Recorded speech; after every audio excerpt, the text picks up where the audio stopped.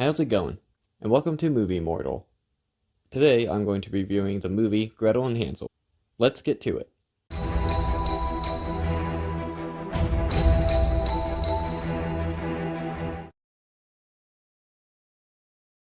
So the overall story of the movie is the same. A brother and sister get sent out into the woods. They get lost, find a witch who they don't know is a witch, and so she just feeds them whatever they want to make them comfortable. And there is a sinister reason as to why she's doing that. They did change some of the aspects from the Brother Grimm storyline, which is alright. It's an interesting take overall, but not really the best storyline I've ever heard. I feel like they tried to change some aspects of the story, but it didn't really work too well, or at least it wasn't executed very well. Like, it was interesting seeing Gretel be the older sibling other than Hansel and how that aspect changes it. So Gretel is played by Sophia Lillis, who is best known for playing Beverly in It. So in this, Gretel's the older sister, so she kind of takes the lead, and her brother follows her around, so she doesn't really want him to go everywhere she does, but she's forced to take him. And so when they get set out into the woods, she's really the one leading and making all the decisions instead of Hansel this time. So Hansel is played by Samuel Leakey. He did an alright job. Like, he's a child actor, and, child actors are child actors. So Hansel in this is kind of your stereotypical naive child, where he just kind of takes everything that's happening at face value, or doesn't think about the reasons why things are happening or why people are doing what they're doing. Up until towards the end, where that role kind of switches. The witch in this movie is named Hulda. She is played by Alice Krige. I'm not sure how to pronounce that. So yeah, she's been in a lot of things. She played an alright witch. She tried to do, I'm not sure if it was supposed to be, like, what kind of accent it was, but the accent she had made it kind of hard to understand her sometimes.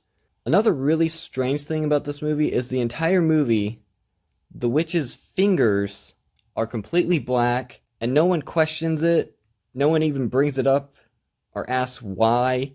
They just are, which kind of comes off as strange, at least for me. So throughout the entire movie, Gretel is narrating the movie, but it's made as if it's her thoughts. So you're listening to her thoughts, because there are times where she's narrating and it just cuts off because something distracts her, which was interesting because it showed kind of what she was thinking of what was going on. So that was a good aspect. One interesting aspect was the camera would move around, considering what the state of them, like if they were running, the camera would be really shaky. There's times where they're kind of staggering because they're starving, and the camera would kind of stagger with them. I feel like if they made it go on too long, it could kind of get like motion sickness, but they never do it more than a couple seconds at a time. So since they wanted to make this movie more like a horror movie, they tried to implement some horror into it. But the problem that I found is that they relied a lot on jump scares, and most of the time you can see it coming. So, like, a character will be standing there, and the music would get kind of quiet, like something will jump in front of the camera, or a bird will fly by, and they'll produce a loud noise. So one very strange thing in this movie that I don't know why they do is that they oink like pigs at each other. Like, they just go sometimes. Like, they'll put their heads together and do that. I'm thinking it has something to do with a joke between them because their stepmother probably says that. I'm not sure. So the score in this movie was pretty good. They did a good job with the suspense aspect. They used a lot of string instruments to kind of create a creepy ambience of the scene. There were some times where the music would kind of overtake the actors talking. There was one scene in particular where the score got kind of strange, is that it was almost techno in the part, because it was a point where something magical was happening. So they had a different kind of music than the rest of the movie. But overall, the score and the sound was really good.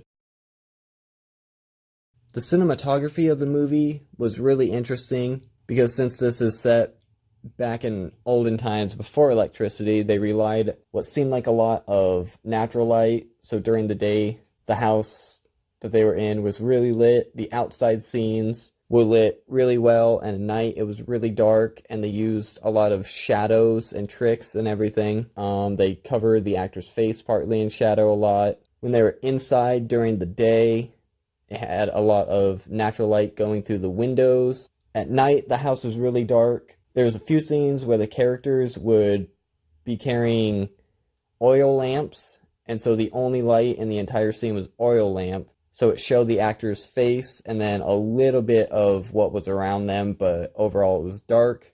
That was really cool. The cinematography in this movie I think is great. So this movie is rated PG-13 for disturbing images, thematic content, and brief drug material. As far as the disturbing images, it does deserve a PG-13, and I think that fits because there is a lot of witchcraft going on, and the way the witchcraft is done is kind of, in a little bit, a gory sense. Like, it shows a lot of blood and some body parts, so I agree with that. The thematic content, there's definitely some adult or older teen themes in this, to where it deals a lot with poverty and hunger, and there's some scenes where the characters are starving, and there's also some coming of age content. I'm just gonna say Gretel is dealing with some incidences, let's just say that.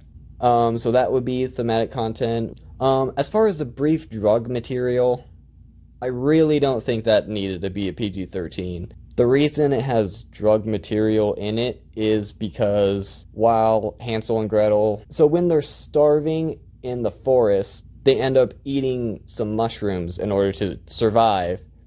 But the mushrooms that they eat get them high, essentially. So there's about a 3-minute scene of them just kind of sitting around laughing, or they're just kind of wander around while the other characters just sitting there staring off into space. So that's their brief drug material. I don't think that was really a PG-13 harsh enough, because it wasn't really like they were taking drugs, it's just they're trying to survive and ate something that maybe they shouldn't have.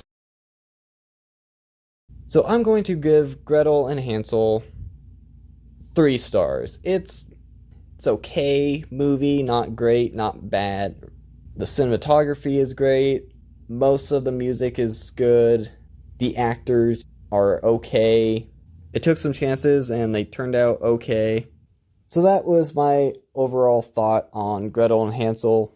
This whole thing is just my personal opinion. So if you enjoyed this movie, awesome. And if you didn't enjoy this movie, well, that's okay too. So let me know if you have any interest in seeing this movie, or if you have and what you thought of it down in the comments. So if you did enjoy this video, don't forget to like it so that YouTube can start noticing my channel. And also, I would really appreciate it if you would subscribe to my channel. Thanks for watching.